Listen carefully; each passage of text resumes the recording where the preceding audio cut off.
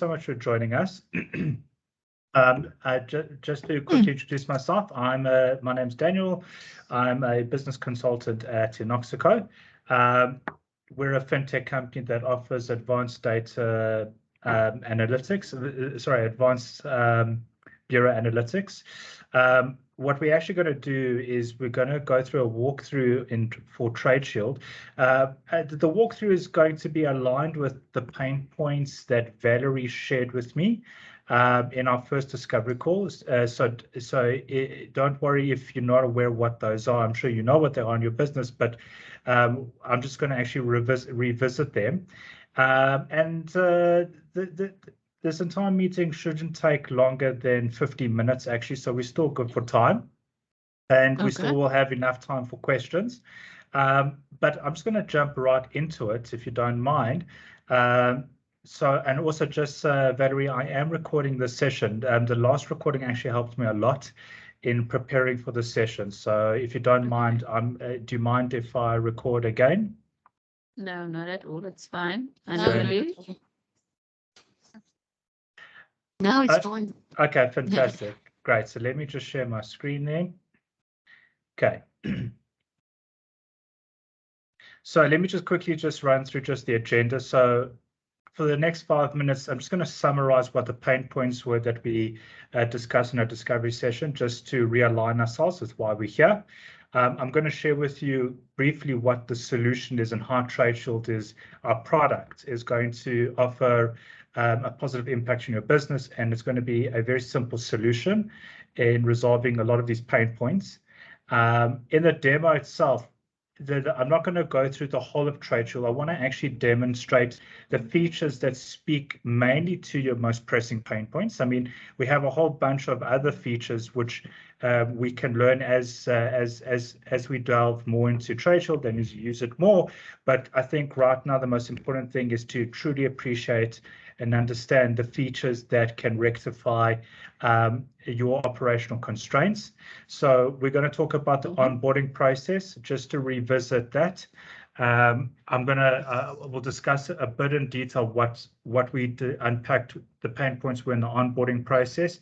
The credit limit reviews, the pain points were quite similar in terms of the duration and what the frustrations were that we had when it came to reviewing existing limits.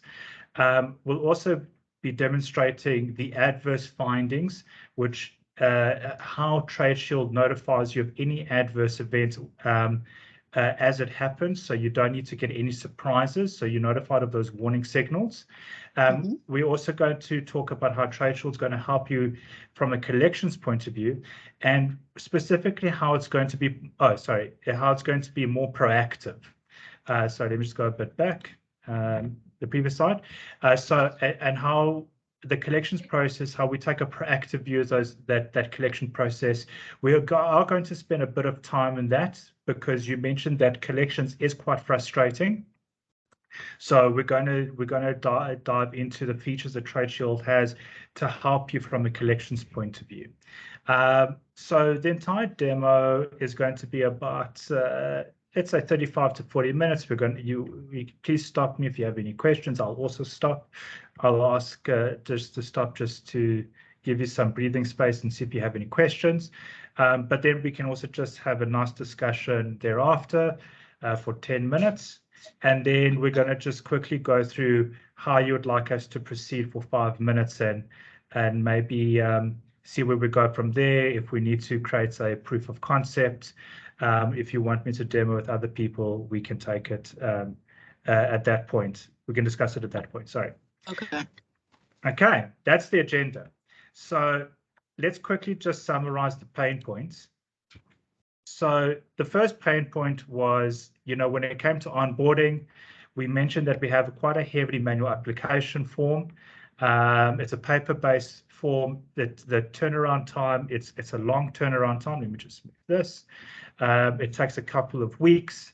The data that we get is messy, it's complicated, it doesn't provide simple information that everyone can understand. Valerie just explained to me that the one thing that she doesn't like is getting these 110-page reports that no one really understands. It gives you all these graphs and pie charts, but what is it actually telling me? And it's not really talking towards a single customer view.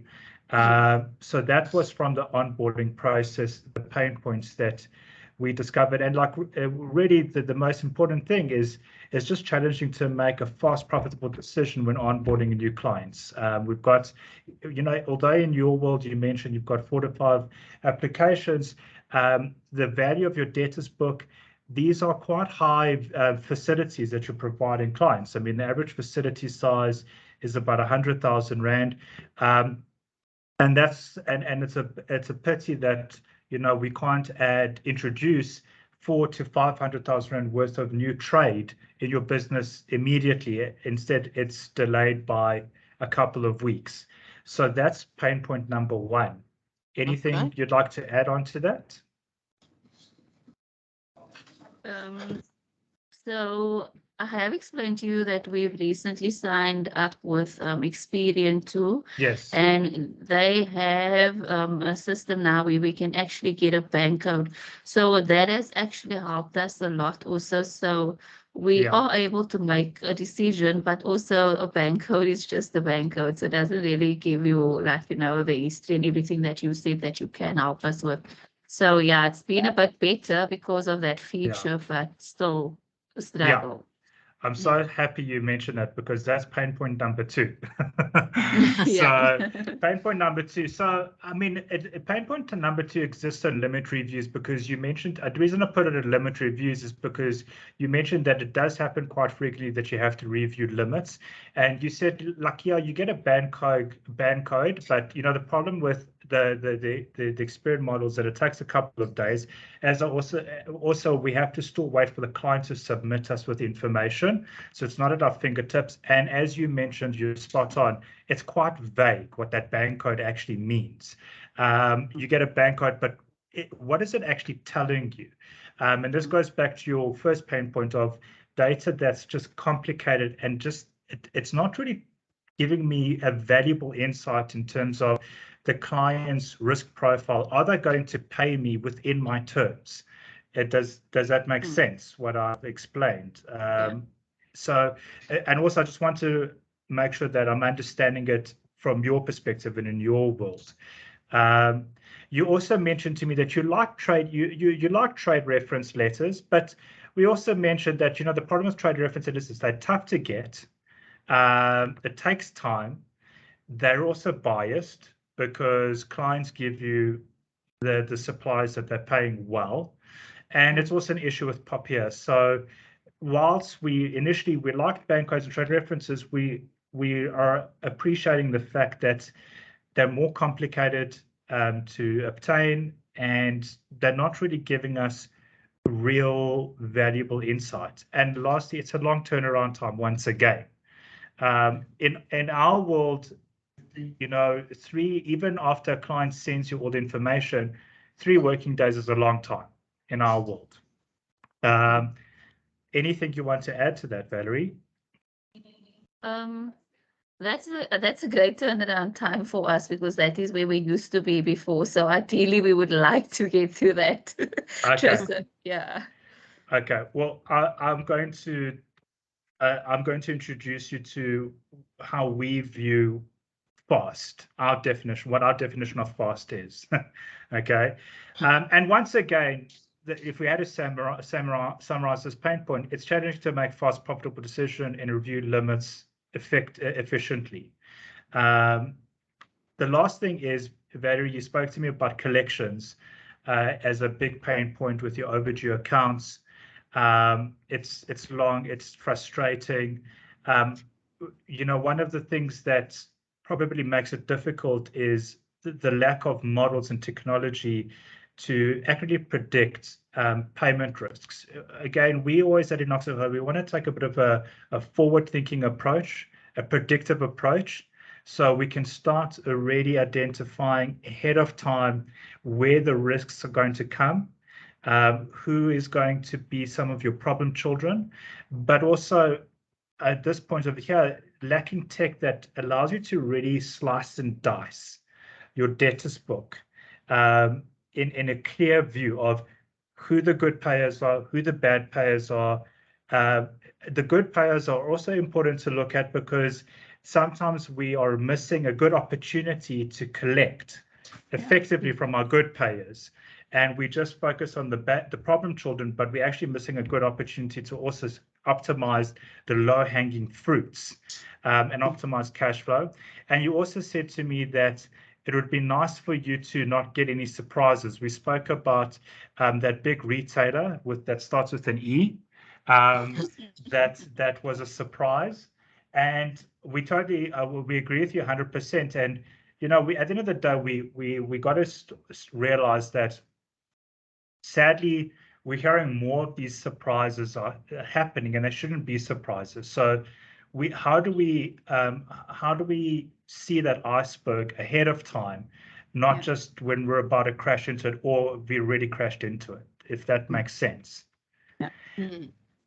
So before I go to what the solution is, these are the pain points. Let's go to the solutions. The most important thing is simplicity.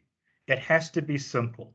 Whatever the solution is, anyone who uses TradeShield can see precisely what the recommended action we're giving them, and that way you can make quick decisions without wasting your time. So this is why what I've put together is a simple solution. Application process and credit review in 60 minutes. Okay. So in other words, we're going to look at a fully digital process, a process that cuts out all the fat, a process where the clients can also attach bank statements and financials. The process will include that once the client hits the submit button, we will do the analysis for you. It will actually take us about 20 to 40 minutes to analyze the bank statements and financials for you. After 20 to 40 minutes, we will give you an answer. The answer we will give you is not these ridiculous pie charts and graphs and number 3 and a code C. We will literally tell you this client is good for 200,000 Rand. They're a low payment risk, and you can go ahead and proceed to action a recommended credit limit facility in a very quick and simple, efficient process. The other thing is going to, in terms of the world of your reviews and proactively managing your clients, we want to give you a solution that's live. The data is live. It's at your fingertips. It's not on request. It's on demand. So you don't have to come to us and say, please, can you look into this client for us? And you wait 3 days. That information is refreshed every single day. We refresh it. I'll discuss just how we refresh that information. But whenever you open up TradeShield, you are looking at a live view of that client as they are right now in terms of their payment behavior. Okay. And then the last thing is, from a collections point of view also, and a growth point of view, we want to give you a simple view of your entire debtors book. So you can segment it in risk profiles, so you can proactively improve cash flow and reduce your days. That's much better. Okay. So let me, okay. So we spoke about the customers, we spoke about your to-dos, right? This is where your adverse information findings as they happen will be here. Workflows, this will be your digital application form that we'll take your application form and we will digitalize the entire process. Performance, this is where you can view the entire performance of your whole debtors book in a very simple, effective view that you can slice and dice and make strategic decisions on that. Okay. You're probably thinking, why couldn't you just explain it like that the first time? It took you literally 7 seconds. Okay. So let's actually, I think the best way for me to walk you through this is let's start off through a customer journey in your world. So you have a brand new customer or someone that's gone online. They have inquired with your business. They would like to become a reseller of Bolton. Okay, so it would start over here in the workflow process. Okay, so what would happen is that your salesperson or the credit controller, once they receive that lead, can click start, and they would hit basic credit application. It takes 45 minutes. It can actually take quicker if the client has all the ducks in a row. So what will happen is that either your salesman or your credit controller will hit start, and then they will come to a landing page that looks like this, where they can search the company. So I'm going to call the company Happy something. What I like about this is that already you've got like some basic knockout rules that you can already view from a credit point of view. I mean, if you had to see that it is it's being deregistered, or it's out of business, or it only registered a month ago, you probably wouldn't be too excited in onboarding them. And this is either yourself or your salesman can already turn around and say, you know, we're happy to have this guy, but this is going to be a cash on delivery account. We can already see that this is not going to be a credit account. Or alternatively, yeah, they've been around for 6 years. They should have a good track record. Okay, so like look at this ARD deregistration process, not a good sign. But this is a so that's already you've got your immediate knockout rules. You don't have to wait for the salesman to come back with a whole completed application form just to discover this. Okay, I'm actually going to go to our demo site because I don't want to actually use a live client because they will sue us because we don't have consent to do this. So what will happen is that you will type in the client's name, you will kick off the entire process. So let's actually use Happy Price as an example. So look at what happens here. Already all those details from CIPC is pulled in. The registration number, the VAT number, the website address, you'll put the client's contact information. Often this will be your salesperson that is kicking off this process. They will hit continue. The next page, they will turn around and provide a basic credit limit that they would like to kick off with the client, and they would hit submit. What happens now is that I'm going back to TradeShield. I'm now one of your credit managers and controllers. So what will happen is that it will appear in the workflow overview. This is everything that exists in the world of the credit controller's to-dos on a daily basis. You can assign it. So either the credit controller will only be able to view their pertaining tasks, or they can view the entire group's tasks. Basically, it will exist in, it will probably, this specific workflow that I just kicked off will exist in it will come in overdue. So they'll see their entire list of all overdues that they have here. What overdue basically means is that I have not yet, as the credit controller, allowed the sales process, the sales and credit vetting process to be initiated.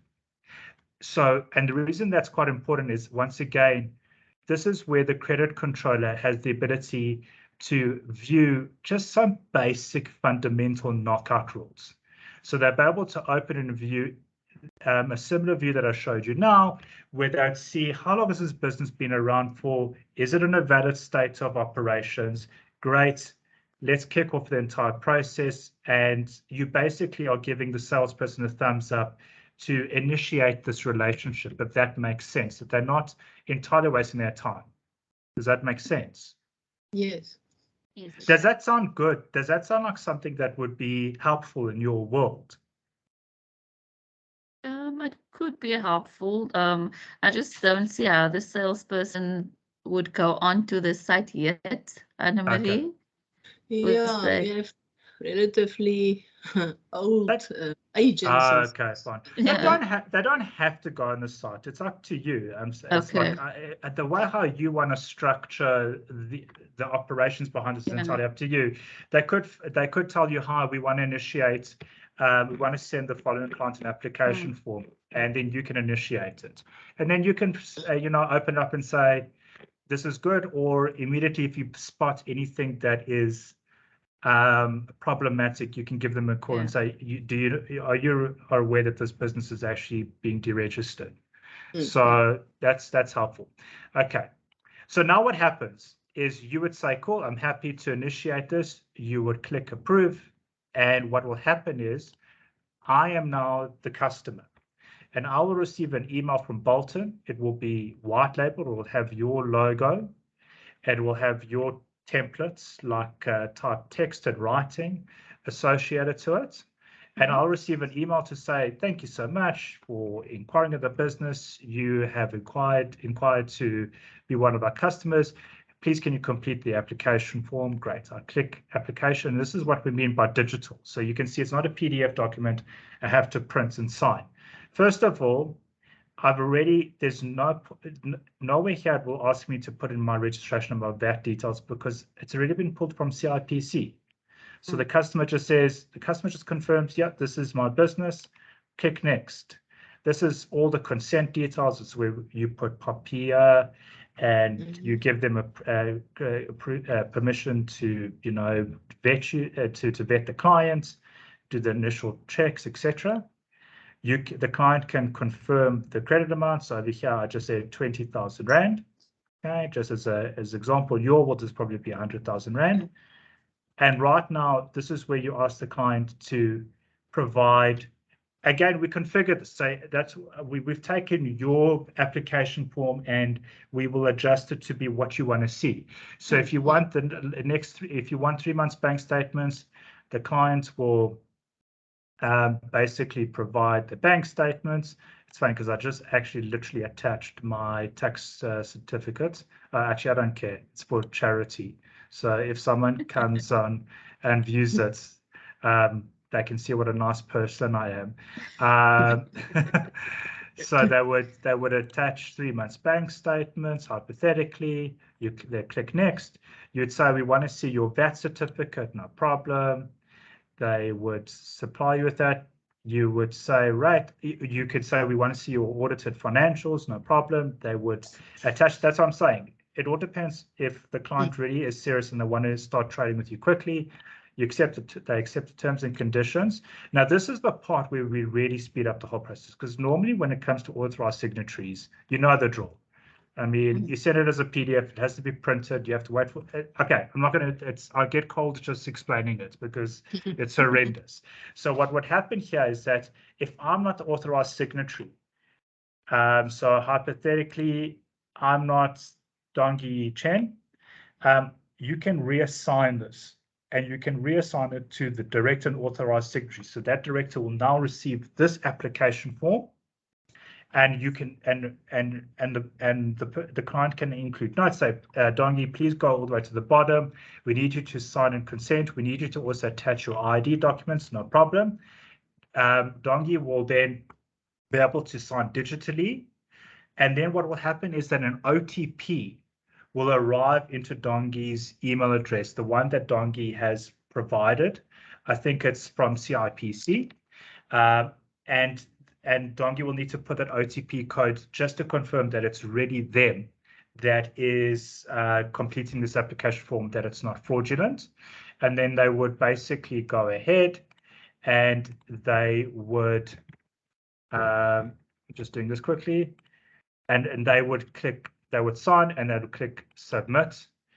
And that's all that it takes. So basically what would happen now, you see that I would receive an OTP from my email address. I'm not going to go and fish for it now. It's not relevant. And I'll click submit. That's the application form in your world. Okay.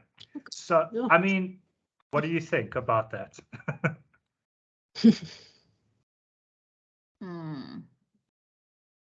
That's a good thing. However, people are stuck in their way. So it could be like, why must we complete the form online and da da da. So it can work. However, it's going to come with a lot of whys. So very futuristic for our customers, I think. Yeah. Yeah. But it's the way to go. I agree. It is the way to go. So so there's one or two things. I mean, your customers can actually still, you can still send it as a PDF if you want. It's entirely up to you. I forgot to say that what's quite unique about this application form is that you will be able to go and view the timeline of this application form. What I mean by that is that you'll be able to view. Let me just see if I've got an example. So I don't want to take too much time, but you'll be able to actually see where the customer's holding on the application form. Mm. So if they're stuck already here, you can actually find them and say, dear client, you know, we noticed that you opened the application form, great, but you haven't started it. Is there anything that's concerning you? Or you'll be able to see, or for example, you can see that they're stuck over here, financial information. You actually can see it on the customer timeline. So either yourself or it should be the salesperson can actually phone and say, dear Mr. Customer, I see that you're getting stuck on financial information. Is it because is there anything I can help you with? And already you can nip that in the bud, as opposed to that annoying, dear Mr. Customer, I just wanted to know when you're going to send me an application form. So I know that it might be a bit futuristic. I mean, you can rely on a PDF if you want. There's no problem with that. But again, what I like about this is that if there are issues that the client is having, you can see exactly where they're getting stuck, and you can go and help them. And I think that's quite a distinctive feature. Okay. Yes. But look, even if the customer wants to send you a PDF document, I think what's really going to help you is that once the client hits submit and sends through the application form, even if it's a PDF document, they can still send us a PDF document. It will come to Inoxico. And this is where we really help you out in your world. And what Inoxico will do, as I said, is we will analyze that entire application form for you. We'll do an analysis on the bank statements. We'll do an analysis on the financials. What are we analyzing? Well, first of all, we're using modeling. So for the bank statements, they use our own modeling to assess and analyze payment behavior and how likely this customer is going to pay you within your terms. That's very important. The second thing that we are also analyzing is from the financials, we can also analyze what the size of the facility can be for this client. And we use Moody's Analytics to analyze your financials. It's quite important just to point that out because we are using an amazing, reputable organization and their analytic modeling tools to actually analyze the financials as well. So this takes us 20 to 40 minutes. After 20 to 40 minutes, after the client hits the submit button, you will receive an email from Inoxico, or it will arrive here in the credit controller's in progress view. And basically, we will already send you a response to say, client is good, they are suitable for X facility, they are a low payment risk, nothing adverse about this client in their world. And we actually start already give you, and I'll show you now what that customer view looks like, a nice holistic risk view of that client. I mean, that's, I think 20 to 40 minutes to get an answer from us is quite impressive. Would that be helpful in your world? Yes. Can I ask the question? Sure. If the customer doesn't want to go onto the website like you've just demonstrated, but they're comfortable in sending all their documents through to us, can we do the application on behalf of them? No problem. No problem. I mean, you'd still probably need authorized signatories to sign off on it. But yeah, then you submit the PDF document through to us. We do it all the time. So then can we override that by putting in our details, knowing that we have the signed documents from the customer? Yes, yes. We have customers who send us stuff all the time. Okay. And another question, just another one. Our customers aren't usually keen on sending us financials, including bank reports. One customer that we did a limit increase actually required us to come on site. So we had to drive, we had to send someone out to come and view their financials, and then they made a decision on our behalf. But is that something that would delay the process, or is that something that your data would be able to give us in the absence of the customer not having? Yeah. So the one of two things would happen. By the way, these are very common questions we hear from the credit community. So the one option is that we can override that section. Okay. So you can turn around and say, fine, let's override the financials and bank statement analytics. And also what I mean, also from the digital point of view, we can also put certain rules in there. Yeah. So the one rule is we can put in a rule to say it's actually not a requirement. Let's actually first see what the risk view of the client is, because as I mentioned, we will profile that client based on either two of the following external metrics, or at least one of them. It will either be based on the aggregated data view that we have of that particular client. If we see that another customer of ours is already has them as a debtor on their books, if that makes sense. If that is not the situation, which is unlikely in, if I may say, in your industry, being retail, if that is not the, if the customer has never been profiled before, then what we will do is that's when we will do a profile analysis. So if that makes sense. So basically, if it's an ice cream store in the middle of town in Johannesburg, it's been around for 5 years, we go and look at how other ice cream stores with the same type of age directors profile in the same location for the same duration of years has been operating in terms of their payment behavior and profile. So we can at least send that through to you, and then you can turn around and say, okay, you can make a decision as credits. You can, and if you want to turn around and say, actually, I prefer to get bank statements, no problem, but you still have control. These are just recommendations. We're not dictating to you what your process should be. That's why we call them recommendations, because you're still the expert. Want the full package of having to able to see the risk, because that is, and the credit limit and the profitabilities and customers to approach. So the reason why I'm asking is, if that information is not there, will that then hinder us from reaching the full potential of the view in your data? I think that, I mean, for a brand new client, I wouldn't say it would hinder the view. You're still going to get a view of the client, but we just need to remember you're getting more of a, if the client's already been researched by us, then you're getting a pretty good view. You're getting actually a very good view of the client. If they've never been researched, then you're getting a profile view of us comparing that client to someone else. So you're still going to get a view, and that view that we give you regardless is a view that we're giving you on data, aggregated data of over 300,000 debtors and over R500 billion worth of trade data. Okay.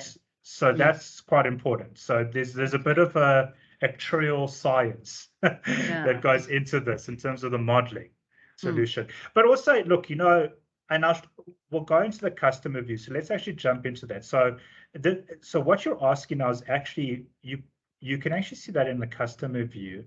So when we go to the customer view, the customer 360, and I'll show you an example of that. Let me just close this so we can speed this up a little bit. So the customer view, first of all, gives you the summary list of all your debtors. And the one thing that I wanted to say to you is you mentioned you wanted a simple solution, an easy solution. You can't get simpler than this. I mean, we literally are giving you a recommended action to take. This is what happens when the customer's already on your books. We're literally telling you, maintain this limit, grow this limit. In order for us to give you a view like this, we need your data, your aging data. We would advise every day, but no more than every week, okay? But also, we are taking the aggregated data from their external trade data as from other suppliers and giving you an aggregated view. This is your bank. This is actually your bank statement analysis or your trade reference right over here. Over here. So, and also what's nice about this is you mentioned warning signals. I mean, you could turn around and go, who do I need to reduce? And we give you the whole list. Or who do we need to grow? And we give you the whole list of everyone you need to grow. So let's go into an example of a client who needs to grow. This is a purely demo site. So this is where we literally give you the Rand value amount. We tell you, grow this limit up to 340,000 Rand. We're basing this we're basing this view on assessing the client's payment risk and their default risk. I'll explain now what that means. We give you the entire summary of the client's level of exposure. In this incident, this is a group, which actually does pertain a lot to your world. This is a single entity that has multiple accounts with you. So we're giving you the group limits and the group exposure. We're giving you in one view all their historical trends and aging in one view over here. And to answer your question about the view, where we don't have all the information, this is where you'll see it. So what's great is that we're giving you the calculations here, and we're giving you how we are arriving at that decision. It's also important just to note that within Oxico, unlike our peers, one of whom you're using, you have a dedicated account manager that is literally is available all the time, or at least within reason. They might be in another meeting, okay? But they understand credit that you can speak to. And we have a team of credit consultants. So if there's something over here that's not making sense to you or you don't agree with, you actually can spotlight it to us. But, sorry? No, I haven't said anything. Oh, sorry. So over here, this is an example where you would see Inoxico has given me a limit recommendation, but there's no financials. So how did you guys get to this? Again, this is where we'd probably, this is not a live example. This is just a demo site, but that's it. You would probably know what they've done is they've profiled this client and they've compared them to someone else. And then you can make a decision as credit. You can say, you know, salesman, I want bank statements. I want to see bank statements. So this is where we'd show you how we come to that calculation. We'd show you what the risk-adjusted framework is. But often, when you give us your, often with the master file, etc., we would have this information, or we would at least have, quite importantly, the principal information over here, which is quite important actually. The way, so I mentioned that the way how we come to these recommended limits is by continuously assessing the payment risk and the default risk. We assess this every single day for you. And as I said, this is an aggregated view. So the low payment risk is us reviewing and refreshing your aging data every single day. And this is continuously monitored. So low payment risk means this is a good client, they pay well, they're a low risk, very good likelihood that they're going to pay within your terms, they're low risk. The default risk, now Valerie, this is very interesting in your area of business, especially with Edgar's, okay? This is where what we've done is we're aggregating two sets of data, the external data and the internal data, and we're giving you one view. It's also important to note that we're always taking a forward view of the client. We're not looking backwards, we're looking forward. So payment risk, we often look 12 months ahead in the future. The default risk, we're looking 6 months into the future. So what we're turning around, we're saying, what is the likelihood in the next 6 months this client is going to default, that they're going to be a bad debt on your books? And what obviously impacts this is negative payment behavior across other suppliers, anything, a judgment. That's where you'll see this. If you think about it, this is actually this is really your trade reference letter. Yeah. A real trade reference letter and an honest trade reference letter. Also, what I like about, I really love this, and I'll tell you why I love this, because the big questions that people always have, especially as, you know, trade references, is again, you know, are they paying me well, but are they actually still a good payer? And this is where you'll see that. So if you have someone that's a high payment risk, low payment risk on your books, you need to be cautious because an iceberg is headed your way, pretty much. If you see that they're a low default risk, high payment risk, you can turn around and say, no, this is nonsense. They've got money. There's nothing adverse happening in their world. They're just not paying us well. So let's sharpen our pencil. This is where we show this to you. So we take, and this is where also, and normally the assessment of the bank statements will give you a view, and the financials will give you a view of the payment risk, default risk. And that's how we come to recommended limit. That's at your fingertips all the time. This is really, for me, the most exciting feature of TradeShield, because we literally are giving you a recommended limit. You don't have to go with our judgment, but at least you already have a bit of a starting point that you can look at. You have your entire trading history. So you said you like to see your aging. It's very simple data. You can go from year to year, see how they performed. You can see the group accounts. So you can see each group account, how they've traded, all one simple view. The external info is the information pertaining to the directors, which, by the way, does also impact the risk view. So if we, for example, see that one of the directors is exposed to 10 other entities, 9 of which are going under liquidation, we definitely are going to adjust the default risk framework, because that's quite a risky event. And over here, liquidations and judgments. So you have one place to view this. And I mean, I don't have as many years as you do in your world, but I can understand this quite easily. So it's really simple. Any questions? I don't have anything at this stage. What do you think about this, by the way, out of interest? It sounds good. It sounds like something that we can definitely look at, and it will be helpful, especially the recommendation for the credit limit, because that is where we are stuck a bit. If nobody agrees with me, we always like playing it safe. Yeah. But we also don't want to lose out on business that we could have, grown and stuff. Yeah. So that is the thing that's interesting to me. Yeah. And also the fact that we can analyze if the customer has money and they're just not paying us, which is mostly our frustrations that we have, is customers saying that they don't have money, but we have nothing to back that up. So now we can, push for payment knowing that they are able to do so. So 100%. that's the two things that I'm attracted to. 100%. And look, I mean, as you said, if you want to be a bit conservative, you guys want to play it safe, at least you can be proactive about it. Yeah. That's, I think, is the most important thing, because it depends. I mean, what I say to the sales team that gets them all excited. So you mentioned that your sales guys are a bit old school. So the way that I just punt this to them and I say, you can be old school, but currently your client's got 240,000 Rand limit with you. You can go up to 340,000 Rand.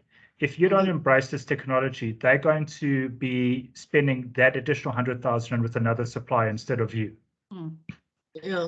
How's that to get their back against the wall? I think maybe we should run it past Dewald Anna Marie. I think he would be someone that can drive it maybe from his side. Yeah. But still, for the application and the admin part of it, we can still manage that on our side. But just for him also to have an overview. I agree. No, give him a list of this. Yeah. Happy to. And I'll just go through the customer view. I'm not going to go through the whole thing with him. I mean, I don't think it's... So that's the customers. That's what happens when a customer's on your books. I just want to quickly show you this. This is quite simple. This is the to-dos. So you mentioned that you don't want to get surprises. So as I said, the moment that an adverse event happens, you are notified of that. Okay. And that will be pinged in your to-do list. So you'll see that you've got all these to-dos. That means that you haven't done anything about this. So we tell you new business judgment company 533. You go and view clients. It will tell you maintain group limits. There's a judgment on their account. You're notified the default risk has been elevated. You're notified of that immediately. So you can go and do something with it. And this will just be based on our customers that we've put onto your system. Exactly. The to-do.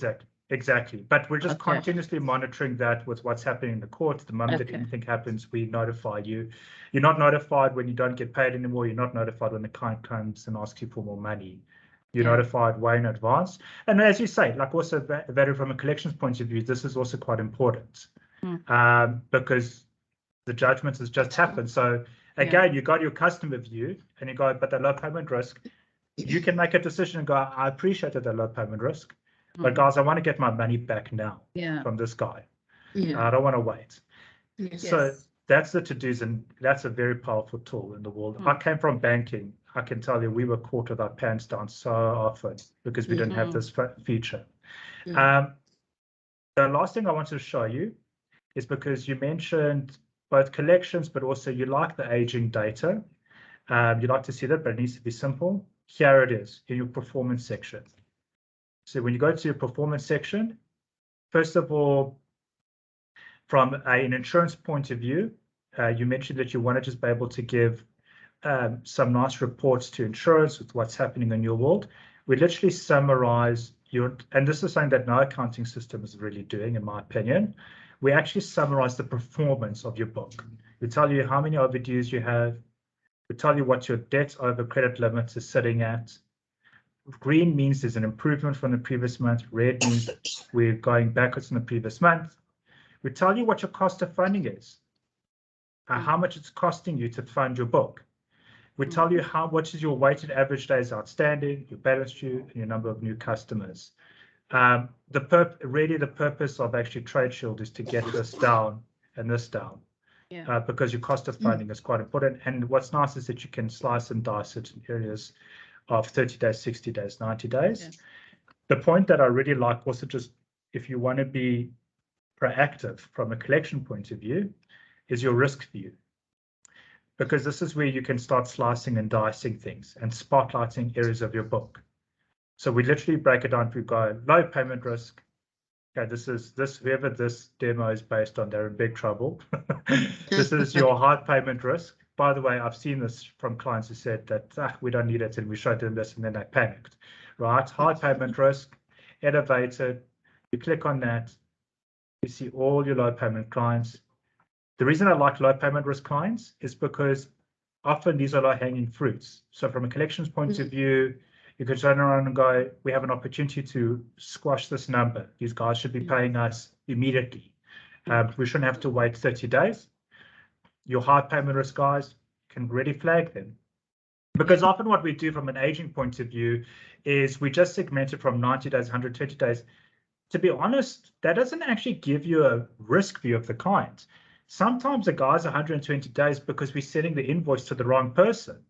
It's not because they're really a payment risk. And that's why I like this low payment risk as well, because it gives you an opportunity just to grab the low hanging fruits. You can see how the performance of your book just from a day's point of view, which we can configure based on your buckets. What I also like about this is that you, from a KPI point of view, you want to, it comes to bonus season with your financial department credit controllers, you can look at it per credit personnel, what the performance of their book is looking at, which is really nippy from an internal point of view. The part that I really love is the fact that you can slice and dice it in business divisions, customer group, industry. So you can turn around and go independent clients, large retailers, region, geography. So your branch regions. What's my Johannesburg book looking like? PE, Cape Town. Really break it down so you can focus on that area if you really want to be strategic. It's quite simple. Industry. This is very cool from an industry point of view as well. To slice and dice it, because hopefully your sales guys are synergizing with you when it comes to their strategy. They go, yeah, we want to focus on guys who are involved in more the mass smart type sector. Let's say this was mass smart. You can actually click on that and you can actually see the typical behavior in that area, in that part of the book as well. And that's where you can make good strategic decisions. But yeah, or you could just spotlight it and say, we need to chase after these guys. We need to watch out for these guys. And you can export the whole list. I think also from an Exco point of view, it's great that you have this view that everyone can see that. And yeah, if you want, you can just export this whole list. You can slice and dice exactly what you want to export. Areas of risk, credit personnel,